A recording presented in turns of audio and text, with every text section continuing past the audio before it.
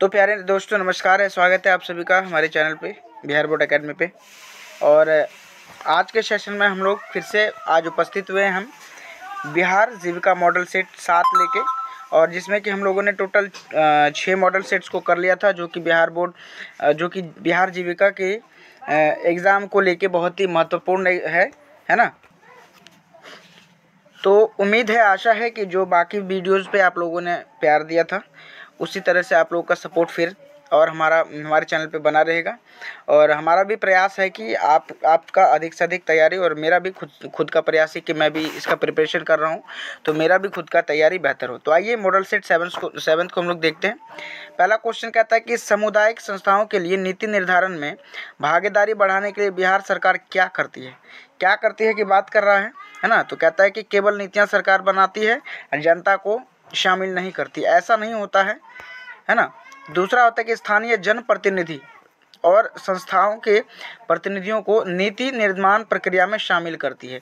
तो मेरे हिसाब से ये, अगर आप विकल्प 2 के साथ जा रहे तो बिल्कुल सही, इसका बी सही उत्तर होगा, है ना। असर्सन को देखते हैं। कहता है भारत सरकार द्वारा चलाई जा रही गरीबी उन्मूलन योजनाओं का मुख्य उद्देश्य गरीबों को आत्मनिर्भर बनाना है। ये तो बिल्कुल ठीक है।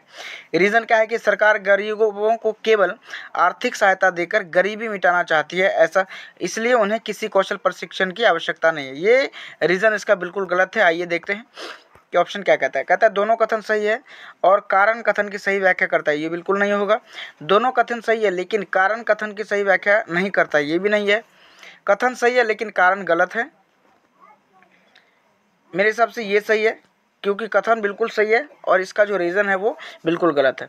तो ऑप्शन सी के साथ जा रहे हैं, तो बिल्कुल ऑप्शन सी ही बिल्कुल सही है। अगला है मुख्यमंत्री कन्या उत्थान योजना के अंतर्गत दी जाने वाली सहायता मुख्यतः किससे जुड़ी है। युवाओं को रोजगार, उसके बाद लड़कियों की उच्च शिक्षा और स्वास्थ्य के लिए, किसानों का अनुदान, ये तो बिल्कुल नहीं होगा, और वृद्धजनों की पेंशन, ये बिल्कुल ही नहीं होगा। सही उत्तर यहाँ पे बी हो जाएगा। ये लड़कियों की उच्च शिक्षा और स्वास्थ्य के लिए दिया जाता है। निम्नलिखित में से कौन सी योजना सामाजिक सुरक्षा के अंतर्गत नहीं आती है। नहीं आती की बात कर रहा है, तो मुख्यमंत्री वृद्धा पेंशन योजना, मुख्यमंत्री दिव्यांगजन पेंशन योजना, मुख्यमंत्री कन्या विवाह योजना, और मुख्यमंत्री कुशल युवा कार्यक्रम। क्या होगा? तो इसमें बात करें 4 नंबर का, ऑप्शन डी बिल्कुल सही है। ऑप्शन डी सही है, ये सामाजिक सुरक्षा के अंतर्गत नहीं आता है। अगला, मुख्यमंत्री उद्यमी योजना के अंतर्गत अनुदान की अधिकतम सीमा कितनी होती है। मुख्यमंत्री उद्यमी योजना की अंतर्गत जो है अनुदान की अधिकतम सीमा कितनी होगी। 1 लाख या 10%, 2 लाख या उसका 15%, 5 लाख का 50%, या 10 लाख का 100%। क्या होगा?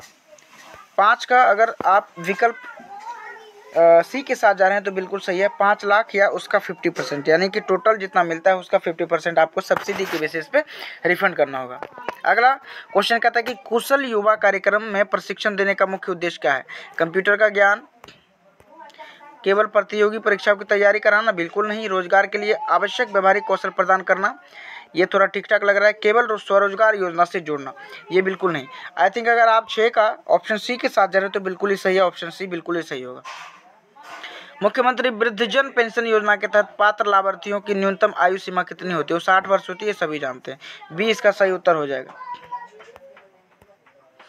नेक्स्ट, सामुदायिक समन्वयक का मुख्य कार्य क्या होता है। ग्राम पंचायत चलाना, यानी सीसी की बात हो रही है। एसएचजी समूहों का निर्माण और निगरानी करना, बैंकिंग सेवा प्रदान करना, शिक्षा केंद्र संचालित करना। 8 नंबर का, अगर आप 8 नंबर का ऑप्शन बी के साथ जा रहे हो तो बिल्कुल सही है। सामुदायिक समन्वयक का मुख्य कार्य क्या होता है ना। सीएम होता है, हाँ सीएम। अगला क्वेश्चन, जीविका परियोजना को बिहार में कब शुरू किया गया था। ये बहुत ही विवाद क्वेश्चन है कि जीविका परियोजना को बिहार में कब शुरू किया गया था। इसे 2007 में स्टार्ट किया गया था बिहार में। कॉलम को मिलान करना है। पहला कहता है कि प्रधानमंत्री आवास योजना शहरी गरीबों के लिए किफ़ायती आवास है। क्या होगा? 10 नंबर का। उसके बाद राष्ट्रीय ग्रामीण आजीविका मिशन, ग्रामीण गरीबों को स्वरोजगार प्रदान करना, है ना, ग्रामीण गरीबों को स्वरोजगार प्रदान करना। उसके बाद अगला, माननीय किसान सामान्य योजना, ये किसानों को आर्थिक सहायता प्रदान करता है, बिल्कुल ठीक है।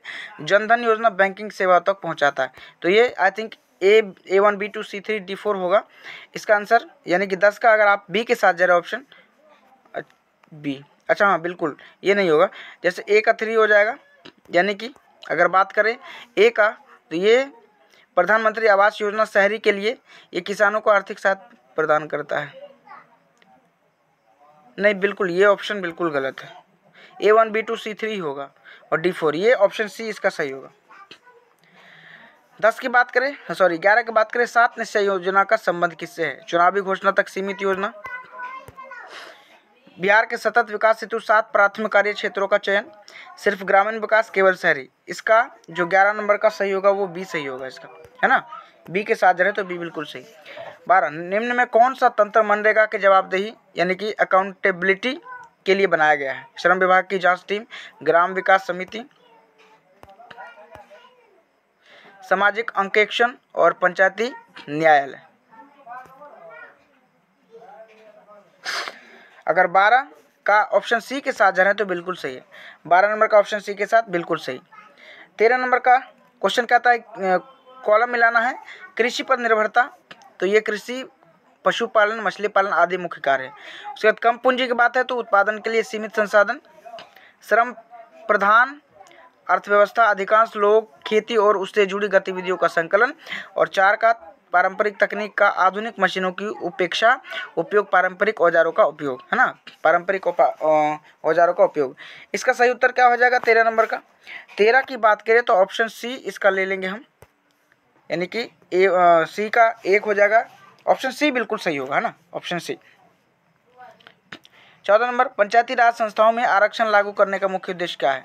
राजनीतिक दलों को मजबूत करना, महिलाओं और अल्पसंख्यक वर्गों को राजनीतिक प्रतिनिधित्व देना, पंचायतों की संख्या बढ़ाना, केवल पुरुष को पद देना। नहीं, ऐसा नहीं है, इसमें ऑप्शन बी बिल्कुल सही हो।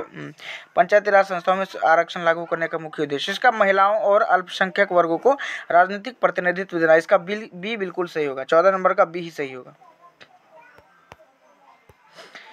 नेक्स्ट, कथन 1, मुख्यमंत्री वृद्धजन पेंशन योजना केवल सरकारी कर्मचारियों के लिए शुरू की गई थी।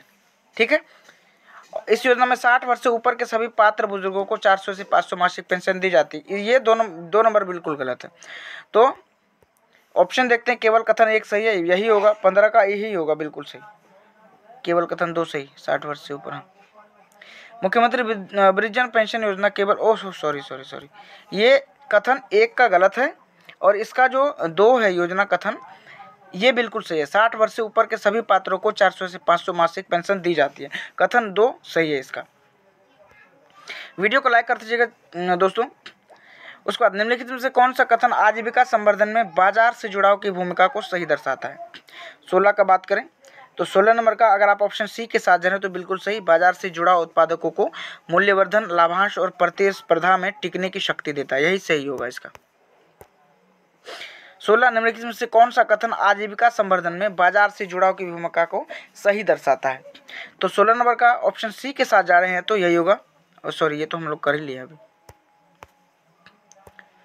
17 का कॉलम मिलाना है, कॉलम ए में बैंक लिंकेज सेवा है और दूसरा कार्य भूमिका है, तो 17 का ए, 17 नंबर यानी कि बैंक लिंकेज, एसएचजी को बैंक से जोड़ना और वित्तीय सहायता देना, सही है ये। पासबुक, खाते में लेन देन का रिकॉर्ड रखना, ये बिल्कुल सही। एटीएम कार्ड, नगद निकालने की सुविधा, ये भी सही है।